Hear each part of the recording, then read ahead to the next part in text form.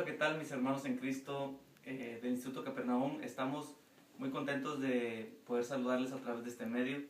Estamos realizando una investigación acerca de los inicios de Asambleas de Dios en México, por lo que hoy estaremos entrevistando a un apreciado hermano en Cristo, el hermano Hildebrando Elguézabal Montemayor, mejor conocido como el hermano Hilde, miembro activo de la iglesia Magdiel de la colonia Doctores. ¿Qué tal, hermano? Dios lo bendiga. Mucho gusto. Bendiga. Hermano, para que los hermanos del Instituto Capernaum lo conozcan, le voy a hacer unas preguntas personales a usted. ¿Qué edad tiene, hermano? Voy a cumplir 70 años. Muy bien. ¿Originario, hermano, de dónde es? De Ciudad Melchor Mosquis, Coahuila. Ah, qué bien. ¿Cuántos años tiene aproximados en el Evangelio? Nací en el Evangelio, ya mis padres ya eran cristianos cuando yo nací y pues siempre he permanecido. Gracias a Dios. Hermano, ¿algún cargo que desempeña actualmente en la iglesia? Soy el secretario general de la iglesia. Ah, muy bien. ¿Y ya tiene tiempo de ser secretario? Desde que empezó Magdiel, prácticamente fui 10 años secretario general en El Buen Pastor. Magdiel era una misión. Se vino hermano Fabita para acá y al año me vine yo con él para acá y empecé también de trabajo de secretario y yo ya tenía el libro de la historia de Magdiel desde sus inicios. El concilio quiere que cada iglesia tenga su historia y por gracia de Dios Él me ha concedido tener el privilegio de que yo escriba en el libro oficial de Magdiel desde que se compró el terreno hasta ahorita. Y gracias a Dios está muy completito. Muy bien. Entonces ya tiene tiempo en ese cargo, ¿verdad? El hermano Hilde, compañeros, se ha preparado de antemano con un historial acerca de la historia de Asamblea de Dios. Hermano Hilde, en esta ocasión, cuéntenos, ¿usted qué conoce o qué nos ha preparado acerca de los inicios de Asamblea de Dios? Si nos puede dar de esa información que usted preparó. Bueno, miren, les voy a ir platicando la historia de Asamblea. Dice, en el año 1918 se origina de una manera formal nuestra organización, pero el movimiento ya existía de principios del siglo XX, o sea, en 1900. Dice, en el año 1918, procedente de los Estados Unidos de América, viene para trabajar con el pueblo mexicano el reverendo Henry Clio Ball. Su misión se enfoca en la frontera y en la ciudad de Monterrey, Nuevo León, y funda en ese tiempo la Convención Latinoamericana.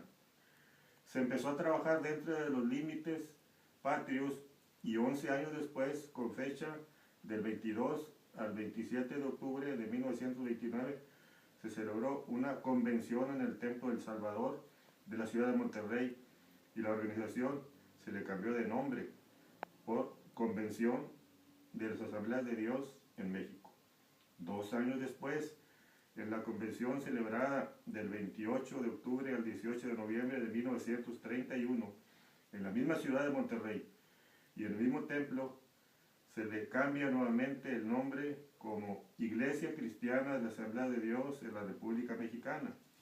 Posteriormente, 19 años después, se celebra la 21ª Gran Convención con fecha del 27 al 29 de octubre de 1950. Era superintendente general, un gran hombre de Dios. Le llamaban el príncipe de los predicadores. Él fue el reverendo Juan C. Orozco. Nuestra organización deja de ser una convención para llamarse el Concilio de la Iglesia Cristiana de la Asamblea de Dios en la República Mexicana. Posteriormente, después de 42 años, siendo superintendente, otro gran hombre de Dios. Él fue el reverendo Alfonso de los Reyes Valdés, quien fuera llamado a la presencia del Señor el año pasado. En la magna asamblea conciliar celebrada en Villahermosa, Tabasco, los días 9 al 13 de noviembre de 1992, se le comunica a la Asamblea que el gobierno exige que nuestra organización debe de registrarse como asociación religiosa. Y es así que adopta el nombre que llevamos hasta hoy en día, el Concilio Nacional de Asambleas de Dios. Y el 24 de mayo de 1993, la Secretaría de Gobernación otorga la personalidad jurídica a nuestra Iglesia Nacional mediante el título constitutivo SGAR 164-93. Cabe aclarar que aquí en el estado de Coahuila también hubo pioneros que vinieron a sembrar la semilla del Evangelio. Uno de ellos fue el reverendo Cesario Burciaga, a quien Dios me dio el privilegio de conocer. Él vino de la ciudad de Houston, principió la obra en Agujita, su ciudad natal. Luego se trasladó a Musquis, donde empezó a predicar y fundó la primera iglesia de nuestra organización en la República Mexicana. Ahí en Musquis, yo recuerdo que en el año 1968 se celebró una gran reunión de carácter nacional con motivo del 50 aniversario del templo. Se rentó el auditorio municipal para el evento, siendo muy asistido por autoridades de nuestra iglesia, encabezada en ese tiempo por el superintendente Guillermo Fuentes Ortiz. También asistieron un gran número de pastores. Y yo recuerdo que mi mamá tenía una foto en blanco y negro de ese primer templo. Era de adobe y techo de zacate. No sé dónde quería esa foto, pero veo con tristeza que esos datos como que no le dan mucha importancia. Pero el templo Betel de Musquis, Coahuila, ubicado por la calle Allende al oriente, es el primer templo de la Asamblea de Dios en la República Mexicana. En él predicaron muchos pioneros, tales como Evaristo Acevedo, José María Duarte, Maurilio Campos.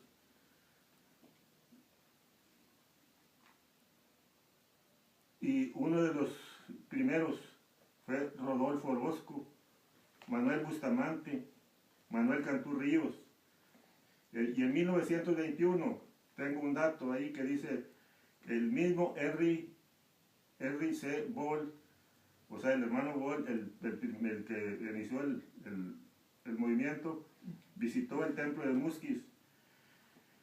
Y desde luego, Juan C. Orozco, él fue el que dirigió la transformación de nuestra iglesia como un concilio nacional. ¿Usted entonces conoció a algunos pioneros de Asamblea de Dios aquí en México? Sí, tuve la oportunidad de conocer al hermano Chayito Burciaga, el hermano Cesario Burciaga, ¿verdad? Y a su esposa Petrita. Ellos tuvieron 4 hijas, mujeres. Y el hermano, él era muy especial para predicar, le gustaba, salía a predicar a los ranchos. Incluso mi papá era agricultor cuando yo estaba niño. Y a veces él mismo y algunas hermanas iban a ayudarle en las siembras. Y ahí el hermano, trabajando, él les hablaba a las gentes. Y fue un hermano muy, muy, muy especial de veras. Y él trabajó con los de la tribu Kikapú, en Musquis, y con los negros, la gente negra está el nacimiento y luego está la ranchería de los indios. Y el hermano, él le gustaba mucho trabajar porque toda esa gente eran agricultores, él también, así es que por ahí se metía y fue un hermano muy especial de veras. Y también conocí al hermano Juan Orozco. Era un hermano tan especial para predicar. Él como joven así, él muy jovial siempre para todo tenía solución, siempre trabajó. Y pues ahí están los misterios de Dios, ¿no? Que uno no comprende a veces. Él siendo tan entregado al Evangelio, tantas almas que se salvaron. Él sufría de diabetes y a últimos años le amputaron una pierna y por ahí hay fotos de él con muletas y con su pierna, pero aún así seguía trabajando y era hasta esas fechas todavía vice-superintendente de Asambleas de Dios.